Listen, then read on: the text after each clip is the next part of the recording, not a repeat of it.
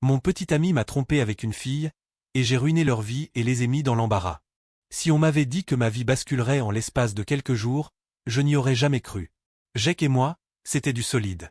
7 ans ensemble, une relation qui avait survécu aux galères du lycée, aux études, aux petits boulots mal payés et aux moments de doute. Il avait toujours été là, et je m'étais toujours accroché à cette certitude. Nous étions faits l'un pour l'autre. Mais ces derniers temps, une ombre s'était glissée entre nous. Au début, ce n'était que des impressions fugaces, des détails qu'on met sur le compte de la routine ou du stress. Il riait parfois en regardant son téléphone, puis le verrouillait aussitôt. Il prétextait des soirées imprévues avec ses amis, alors qu'il avait toujours été du genre casanier. Ses réponses étaient plus brèves, plus évasives, comme si chaque question était une intrusion. Au fond, tout cela aurait pu être anodin. Mais une sensation étrange s'accrochait à moi, une intuition qui refusait de se taire. Comme une dissonance subtile dans la mélodie familière de notre quotidien. Les nuits où il rentrait tard, son excuse toujours prête, je me demandais pourquoi son regard semblait éviter le mien. Les moments où il se détachait en plein milieu d'une conversation, le regard rivé sur son écran, je sentais cette fissure s'élargir un peu plus.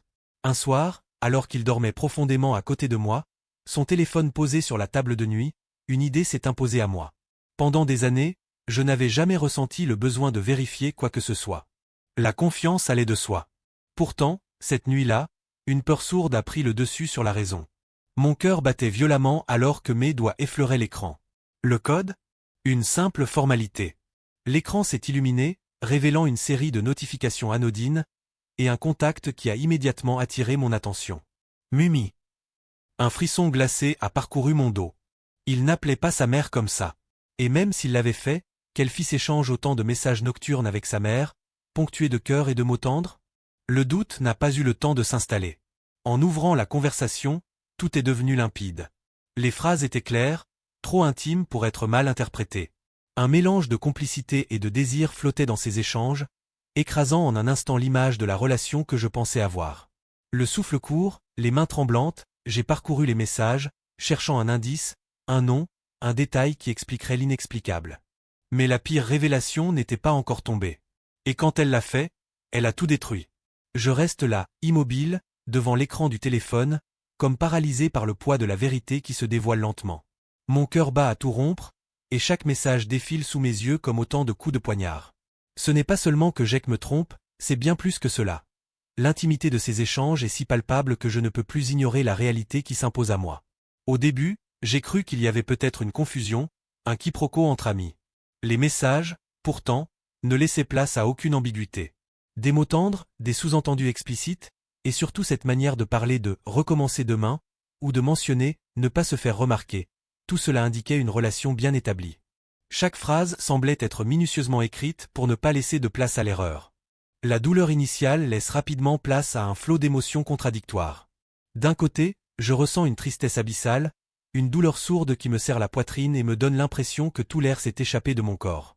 De l'autre, une colère froide s'installe progressivement, un feu intérieur qui me murmure que je ne suis pas la naïve fille qu'il pensait avoir dupée. Je fais défiler la conversation encore et encore, essayant d'absorber chaque détail, chaque nuance, dans l'espoir de trouver une explication rationnelle. Mais les mots s'imposent, implacables.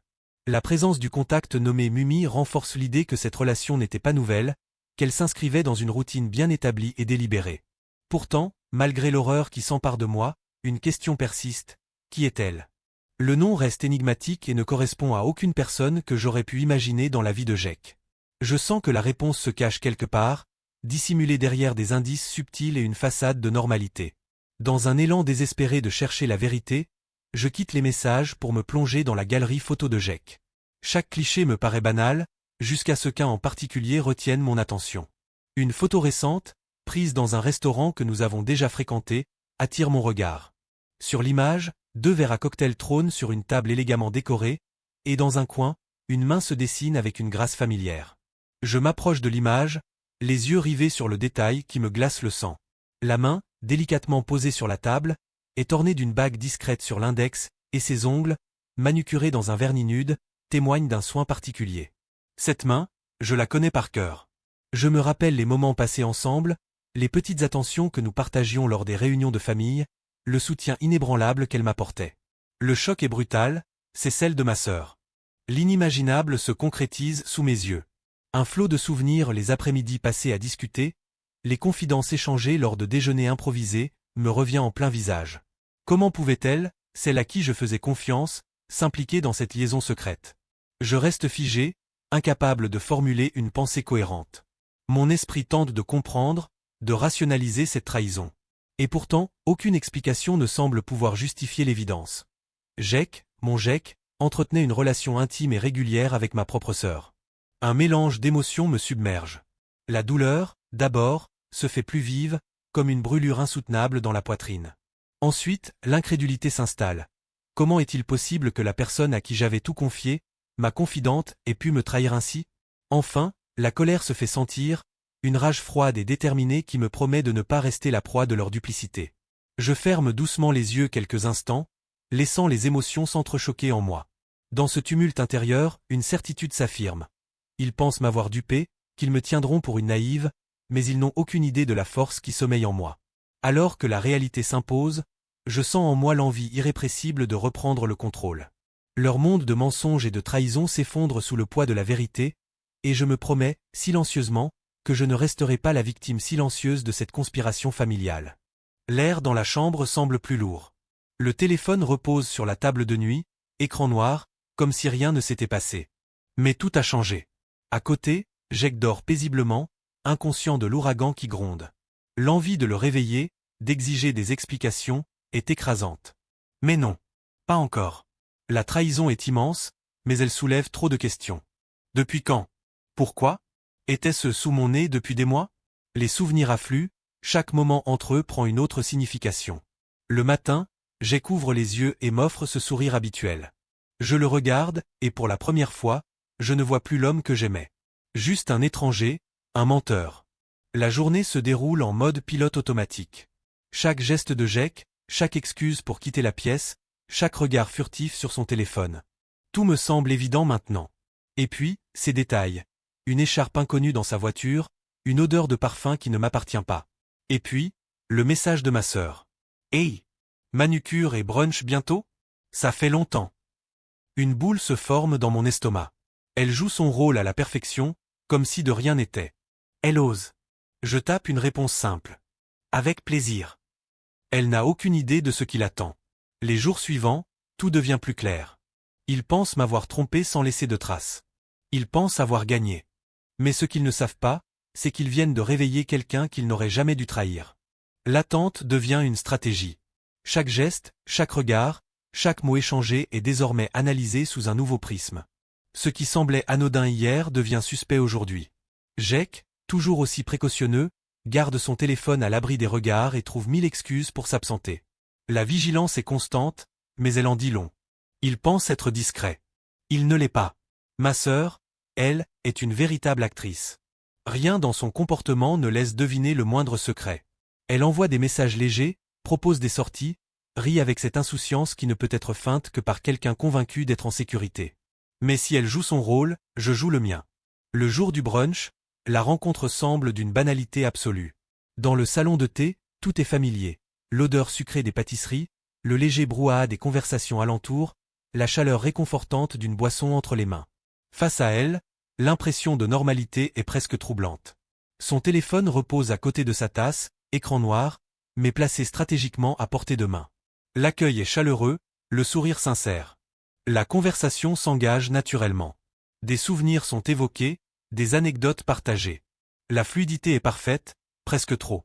Derrière chaque phrase prononcée, un doute persiste. Comment peut-elle parler avec autant d'aisance alors que la trahison flotte entre nous? L'occasion d'une légère inflexion dans la discussion ne tarde pas. Un soupçon glissé entre deux phrases, une remarque anodine sur un changement de comportement observé chez Jake. Juste assez pour semer une hésitation. Un instant à peine perceptible. Une microseconde où le sourire se fige légèrement avant de reprendre son éclat habituel. L'explication arrive, fluide et rassurante. Rien d'anormal, rien qui ne vaille la peine d'être remis en question. Tout s'explique, tout est sous contrôle. Mais les mots, aussi convaincants soient-ils, n'ont plus le même pouvoir. Ils ne masquent plus rien. La conversation se poursuit comme si de rien n'était. Pourtant, sous la surface, un jeu est en train de se jouer. Et elle ignore encore qu'elle est en train de le perdre. L'atmosphère du salon de thé semble inchangée.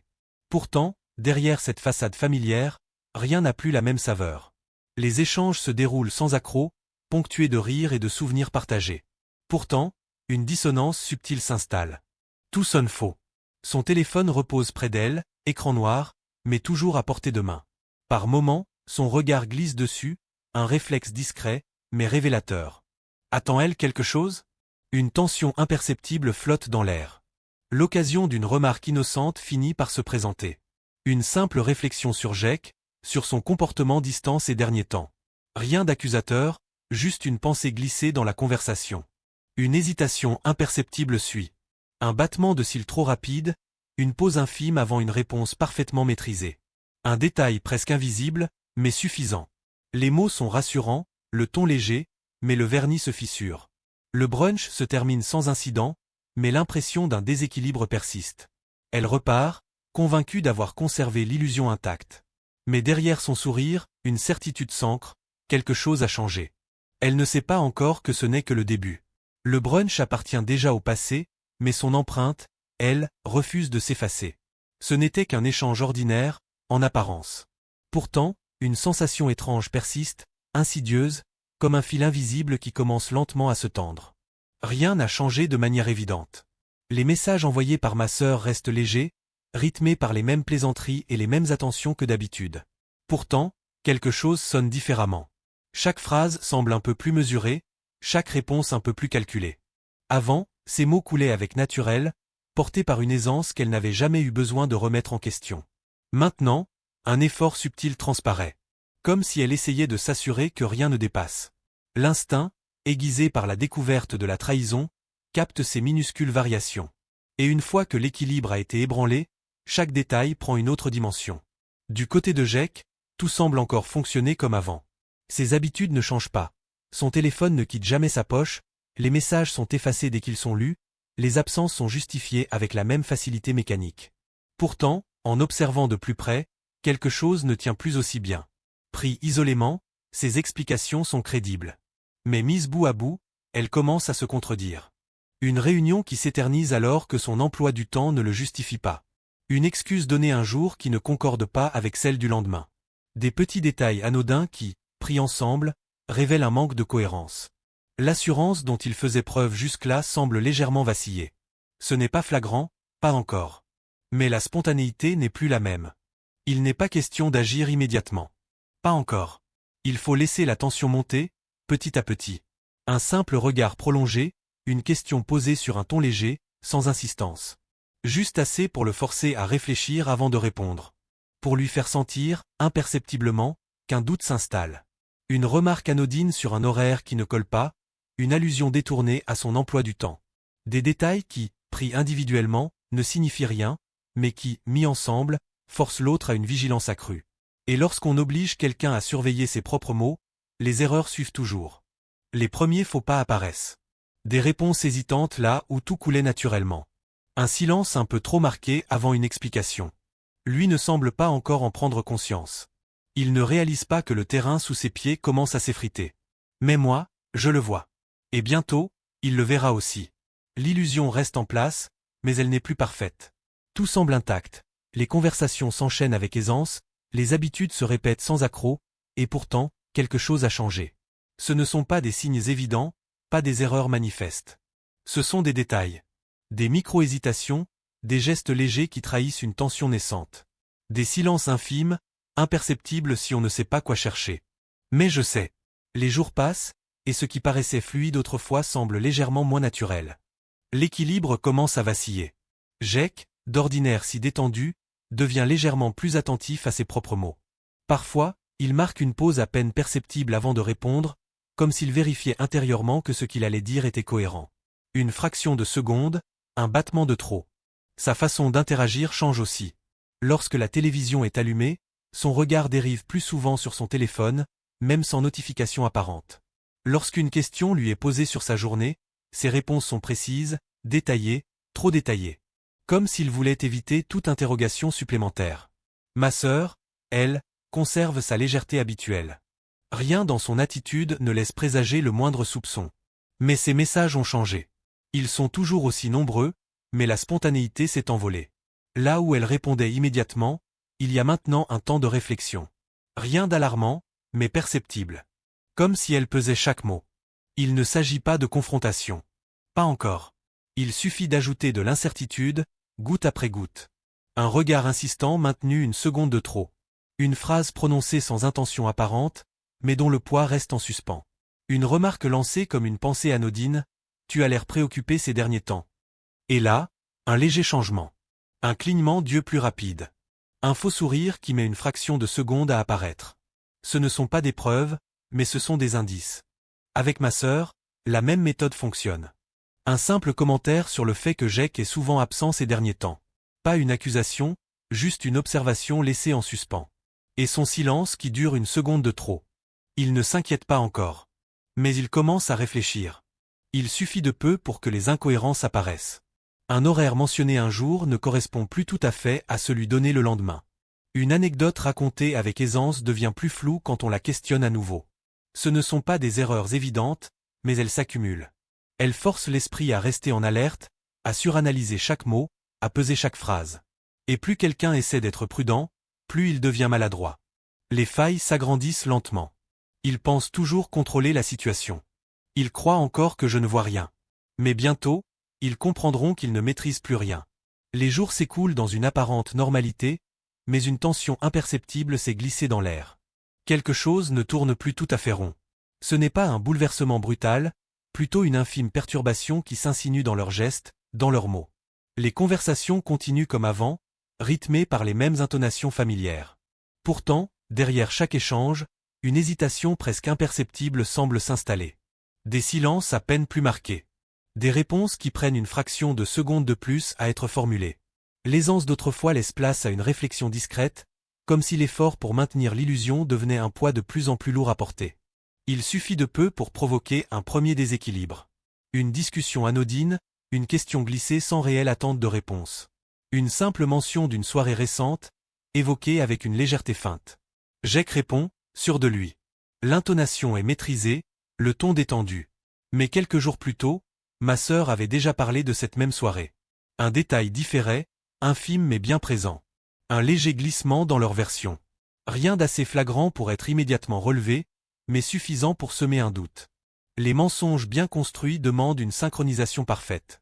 Et lorsqu'ils commencent à diverger, l'équilibre devient fragile. Les remarques restent subtiles, toujours en suspens, jamais directes. Une simple observation, une réflexion lancée en passant. Pas d'accusation, pas de confrontation. Juste une graine plantée dans l'esprit. Les réactions, bien que discrètes, se modifient. Une réponse formulée avec un instant de retard. Un regard fuyant qui ne l'était pas auparavant. Une tension, presque imperceptible, mais qui s'infiltre. Jake devient plus attentif à ses propres paroles. Son discours se veut fluide, mais l'effort pour rester cohérent devient perceptible. Comme s'il cherchait à s'assurer que tout concorde. Ma sœur, elle, se fait plus silencieuse. Moins prompte à envoyer des messages, plus mesurée dans ses échanges. Comme si elle hésitait, pesait le poids de chaque mot avant de les laisser s'échapper. Sans le savoir, ils commencent à s'observer mutuellement. Chacun cherchant des signes là où, jusque-là, tout coulait sans effort. Et à ce stade, ce n'est plus moi qui les pousse à l'erreur, mais eux-mêmes. En apparence, tout semble inchangé. Les routines se poursuivent, les échanges conservent leur fluidité, mais quelque chose a glissé. Les mots ne viennent plus aussi naturellement. Une fraction de seconde d'hésitation précède parfois une réponse, un regard s'attarde légèrement avant de se détourner. Des détails infimes, mais persistants. Jake devient plus attentif à ce qu'il dit. Rien de flagrant, juste une légère précaution dans sa manière de formuler ses phrases. Comme s'il cherchait à éviter une contradiction. Ma sœur, elle, n'a pas changé de ton, mais ses messages ont perdu un peu de leur spontanéité. Les réponses sont plus réfléchies, comme passées au crible avant d'être envoyées. Certaines histoires commencent à présenter des variations.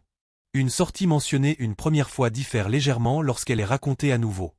Des horaires ne coïncidant plus tout à fait. Ce ne sont que de petites failles, mais elles forcent à une vigilance constante. Et plus on essaie de contrôler un mensonge, plus il devient difficile à tenir. Jake consulte son téléphone avec une attention nouvelle, discrète mais bien présente. Ma sœur, elle, semble plus prudente, comme si chaque mot devait être choisi avec soin. Petit à petit, ce n'est plus seulement moi qu'ils surveillent. Ils commencent à se surveiller entre eux. L'illusion reste en place, mais quelque chose s'effrite lentement. Rien de visible, rien de spectaculaire, juste une tension diffuse qui s'installe et qui ne disparaît plus. Les échanges se poursuivent, les habitudes semblent inchangées, et pourtant, les mots viennent différemment. Une hésitation imperceptible avant de répondre, un sourire qui met une fraction de seconde de plus à apparaître. Des détails infimes, mais qui, une fois remarqués, deviennent impossibles à ignorer. Jake semble plus attentif à ce qu'il dit. Ses phrases sont mesurées, formulées avec soin, comme s'il cherchait à éviter un faux pas. Son regard, parfois, s'attarde plus longtemps, comme s'il cherchait à capter quelque chose, sans savoir quoi. Ma sœur, elle, ne laisse rien transparaître de flagrant, mais une distance s'est installée. Ses messages, toujours présents, sont légèrement plus espacés, plus réfléchis. La spontanéité d'autrefois a laissé place à une certaine retenue. Comme si elle préférait éviter certaines conversations. Les incohérences, bien que minimes, commencent à s'accumuler. Une réponse donnée une première fois ne correspond plus tout à fait à celle entendue quelques jours plus tard. Des variations subtiles, mais suffisantes pour forcer la vigilance. L'inquiétude n'est plus seulement tournée vers l'extérieur. Elle s'infiltre dans leur propre dynamique. Les regards échangés sont plus longs, plus appuyés. Une précaution nouvelle s'installe dans les gestes, dans les intonations. Comme si chacun cherchait à s'assurer que l'autre ne laisse rien transparaître. Petit à petit, la méfiance prend racine. Et lorsque la confiance commence à vaciller, le mensonge ne tient plus très longtemps.